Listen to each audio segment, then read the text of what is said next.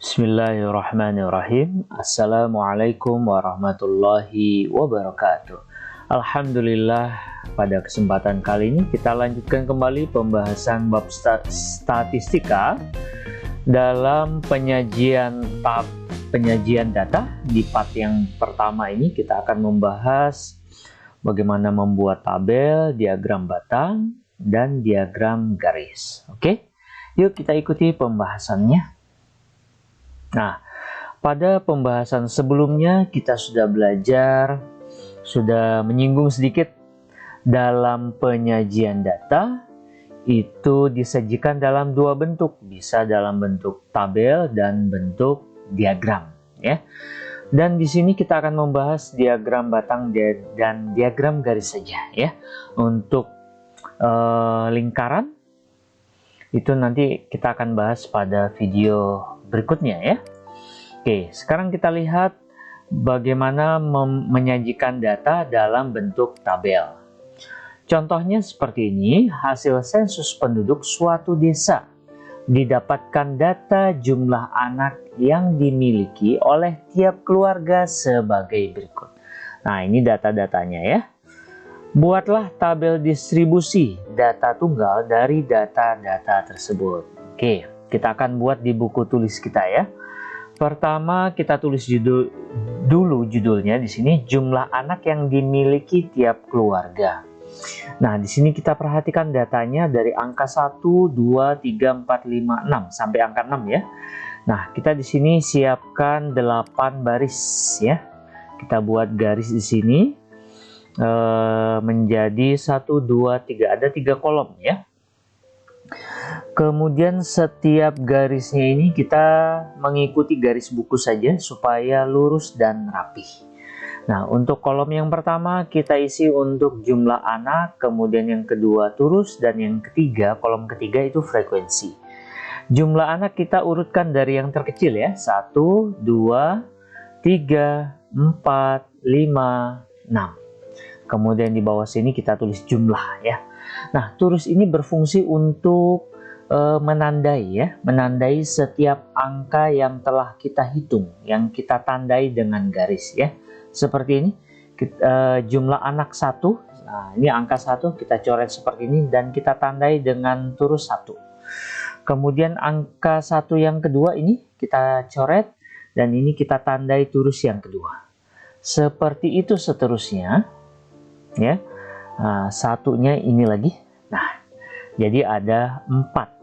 Nah, ini kita lakukan supaya betul-betul teliti dan tidak ada angka yang terlewat atau dihitung kembali, ya. Nah, sekarang coba kita lakukan pada jumlah anak 2 pada di tiap keluarga, ya. Nah, ini angka 2 kita coret, beri turusnya 1. Ini kita coret 2-nya, turus lagi 1. Kita coret, kasih lagi di sini dan seterusnya begitu, ya. 2 yang ini, 2 yang ini, dan 2 yang ini. Jadi totalnya ada 6. Frekuensi, jumlah banyak, ya. Frekuensi itu banyak. Sekarang jumlah anak 3, ya, sama, ya. 3 kita coret, kemudian 3 kita coret dan diberi turus. Kemudian 3 yang ini juga sama, kita coret dan diberi turus. Ini juga 1 lagi di sini dan ini juga 3. Nah, untuk yang kelimanya pada turus itu kita lakukan penyilangan, ya. Nah, ini memudahkan kita dalam menghitung turusnya nanti jika banyak. Nah, setiap yang dicoret itu berarti berjumlah 5. Kita lanjut, ya. Angka yang ketiga ini sama, kita beri turus, ini juga kita coret, kasih turus di sini, dan ini 3 yang terakhir. Nah, jadi jumlahnya ada 8. 5 yang dicoret 5, kemudian ini 6, 7, 8. Jadi 8, ya. Nah, sekarang yang jumlah anak 4, ya. Ini, ya, kita coret seperti itu. Nah, ini dan seterusnya, ya. Setiap ada angka 4 kita coret dan kita beri turus di sini. Ini kita coret, kita beri turus, coret, beri turus, coret, beri turus, begitu.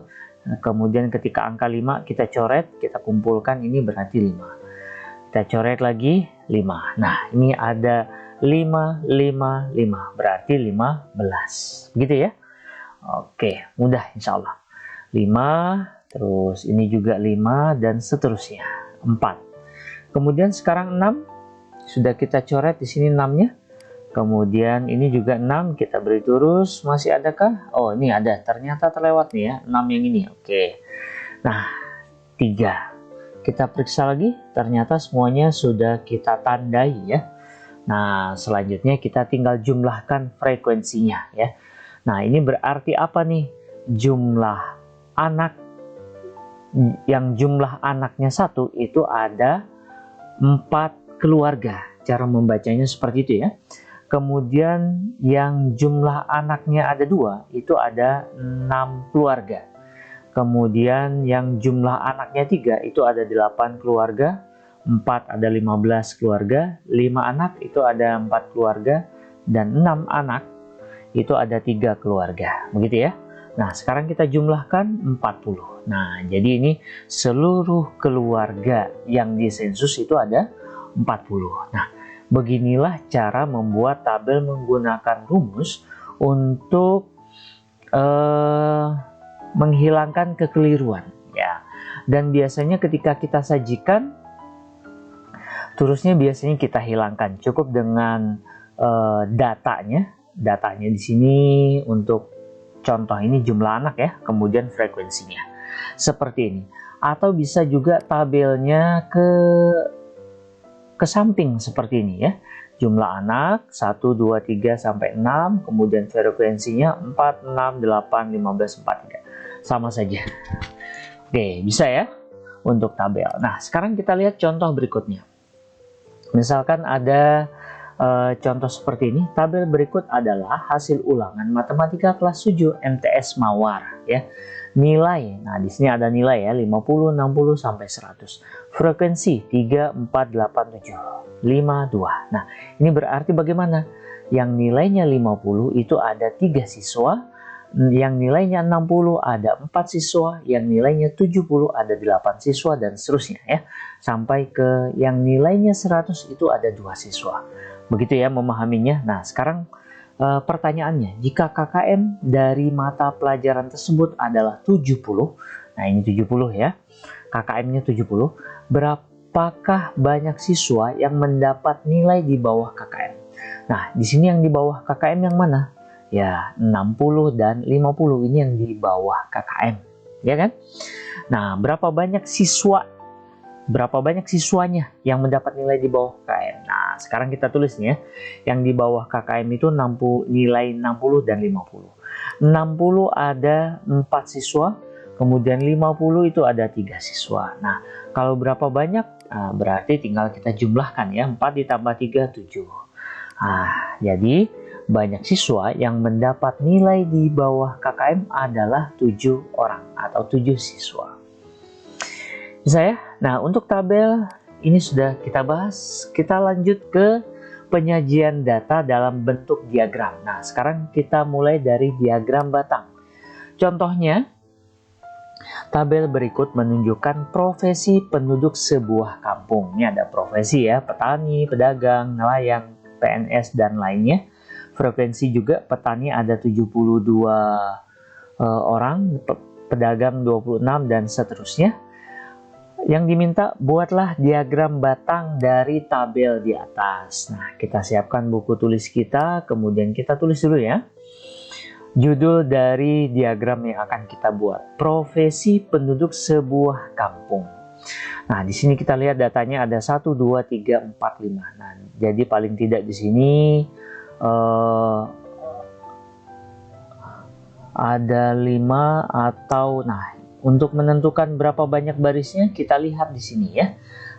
Frekuensinya ada 72, 26, 45, 23, 34. Nah, ini kalau kita hitung dari 0, 1, 2, 3 akan terlalu panjang, besar.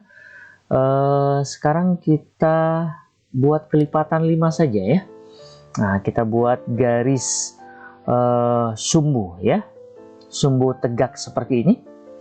Kita usahakan sejajarkan dengan garis buku yang berwarna merah ini supaya betul-betul tegak lurus ya. Kemudian sumbu mendatarnya juga kita mengikuti garis buku saja. ya, supaya garisnya juga lurus ya. Selanjutnya kita manfaatkan garis buku ini dengan membuat garis-garis kecil pendek seperti ini ya. Kemudian pada sumbu mendatarnya bisa menggunakan penggaris atau menggunakan bantuan garis buku seperti ini ya.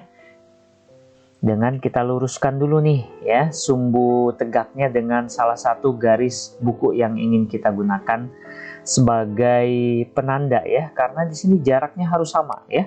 Sini, nah kita longkap 3, maka longkap 3 seluruhnya dan di sini ya. Sekarang kita mulai di titik sumbu yang pertama. Di sini titik temunya adalah 0 ya. Kemudian di sini kita mulai dari angka 20, kemudian selanjutnya kelipatan 5 ya. 20, 25, 30 dan seterusnya sampai 75 ya. Nah, ini frekuensinya itu selalu berada pada sumbu tegak ya. Nah, selanjutnya pada sumbu mendatar itu bagian profesi ya. Di sini ada oh ya, kita tulis dulu sini nama dari sumbu tegaknya frekuensi ya. Kemudian sumbu mendatarnya di sini ada petani, kemudian pedagang, nelayan, PNS dan lainnya di sini ya. Dan kita beri nama ini sumbu mendatarnya profesi penduduk ya. Nah, sekarang kita tinggal hubungkan ya petani dengan frekuensinya 72. Nah, kita buat garis tegak lurus ke atas sampai di angka 72. Berarti 72 kira-kira di sini. Kita tarik garis mendatarnya sehingga bertemu seperti ini. Selanjutnya kita buat persegi panjang berbentuk batang seperti ini ya. Oke, kita beri huruf 70, kita beri angka nilainya di sini 72. Ini opsional saja ya, boleh ditulis boleh tidak ditulis untuk memudahkan tentunya ya. Kemudian pedagang juga kita buat garis tegak sampai ke angka 26 kira-kira di sini. Kita hubungkan dengan garis mendatar. Selanjutnya tinggal kita buat batangnya. Begitu juga dengan pedagang ini kita beri nilai 26 frekuensinya. Boleh ditulis, boleh tidak ya. Sekarang nelayan kita buat garis tegak sampai ke angka 45, frekuensi 45. Kemudian kita hubungkan dengan garis mendatar putus-putus seperti ini. Lalu kita buat batangnya dan kita beri nilai ya 45. Nah, sekarang juga, PNS juga sama seperti ini. Lalu kita buat batangnya dan kita beri nilai 23. Selanjutnya lainnya 34 ya. Berarti kita tarik garis sampai ke angka 34 kira-kira di sini ya, karena di atas di garis ini 35. Nah, kemudian garis mendatarnya sehingga bertemu dan kita lanjutkan dengan membuat batang lalu nilainya 34. Nah, ini sampai di sini sudah tampak bagus ya, terlihat. Nah, selanjutnya kita bisa warnai dengan warna yang menarik. Karena penyajian data tentu harus disajikan dengan bentuk yang menarik dan yang terpenting adalah mudah untuk dipahami. Nah, di sini antara huruf yang angka yang pertama dengan angka yang kedua dan seterusnya ini harus sama ya jaraknya, baik jarak maupun lompatan angkanya. Di sini kan lompat 5 ya, 5 5 5. Nah, harus seperti itu. Kemudian jika di sini 0 ke 20, ini kan terlalu jauh ya, berbeda. Nah, karena berbeda kita bisa pendekkan dengan membuat garis zigzag seperti ini. Nah, ini berarti antara 0 dengan 20 itu terpotong ya. Begitu. Bagaimana? Bisa ya? Itu bagaimana cara membuat diagram batang. Mudah-mudahan bisa dipahami dengan baik. Kita lanjutkan pada soal berikutnya, masih diagram batang. Contohnya perhatikan, diagram berikut menunjukkan penjualan buku toko Amelia selama 5 hari pada minggu pertama bulan Januari 2021. Perhatikan diagram batangnya. Pertanyaannya, berapakah jumlah buku yang terjual selama 5 hari? Yang ditanyakan selama 5 hari, berarti dari Senin sampai Jumat. Nah, kita lihat nih, Senin itu berapa? Ya, Senin itu jumlah penjualan bukunya 20 ya. Nah, kemudian pada hari Selasa berapa banyak yang terjual? Ya, 50 ya. Oke, kemudian pada hari Rabu kita lihat 40, hari Kamis kita lihat 70, kemudian Jumat 30. Begitu ya. Nah, yang ditanya jumlah buku yang terjual selama 5 hari. Nah, dari Senin sampai Jumat ini kita tinggal jumlahkan ya. 20 tambah 50 seterusnya, maka kita dapatkan di sini 210. Jadi jumlah buku yang terjual selama 5 hari adalah 210 buku. Begitu. Nah, sekarang kita bahas tentang bagaimana membuat penyajian data dalam bentuk diagram garis ya. Contohnya, tabel berikut menunjukkan profesi penduduk sebuah kampung. Nah, kita ambil contoh yang sama dengan diagram batang tadi ya. Pada prinsipnya dalam membuat diagram garis ini katakanlah 90% sama lah dengan diagram batang ya. Kita tulis dulu judulnya dari diagram garis yang akan kita buat, profesi penduduk sebuah kampung. Kemudian sumbu tegak dan sumbu mendatarnya kita buat. Begitu juga dengan titik-titiknya di sini, garis-garis kecilnya. Seperti ini sama kan? Nah, begitu juga dengan angka-angkanya di sini 0, 20, 25 dan seterusnya lengkap 5 sampai 75. Ini kita beri nama frekuensi, kemudian profesi penduduknya di bawah sini pada sumbu mendatar ya. Petani, pedagang dan seterusnya sampai lainnya. Ini boleh tidak dibalik? Ya, tidak boleh ya. Jadi frekuensi atau jumlah atau banyak itu selalu kita letakkan pada sumbu tegak di yang ini ya. Nah, selanjutnya petani frekuensinya 72. Nah, sampai di sini sama ya, masih sama ya. Nah, selanjutnya perbedaannya di sini ketika sudah kita dapatkan titik temunya di angka 72, maka di sini pertemuannya kita beri titik ya. Kemudian kita beri nilai frekuensi di sini 72. Ini juga opsional saja, boleh ditulis, boleh tidak. Nah, selanjutnya pada pedagang 26. Kita buat dua garis, satu tegak satu mendatar sehingga bertemu. Pertemuannya kita akan tandai dengan titik dan kita beri nilai frekuensinya 26. Begitu seterusnya ya, sama dengan nelayan juga seperti itu.